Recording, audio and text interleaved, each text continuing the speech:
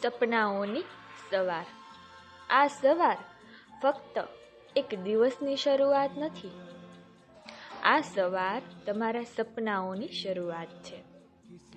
આજે પોતાને કહો, હું મારા સપનાઓ પર વિશ્વાસ રાખું છું.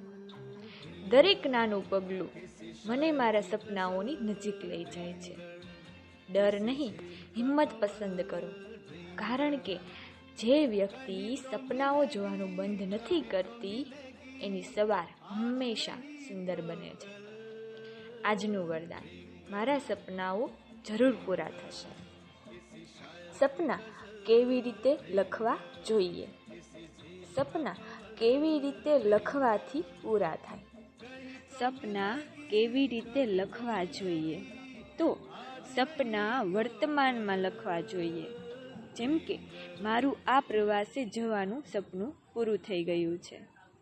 પ્રવાસનું સ્થળ લખવું પણ એટલું જ જરૂરી છે. બીજું, સપના કેવી રીતે લખે તો પૂરા થાય? સપના તારીખ સાથે, વાર સાથે લખે તો પૂરા થાય. અને એમાં કોઈ શંકા કે કોઈ ચિંતા ન હોવી જોઈએ કે ક્યારે પૂરા થશે.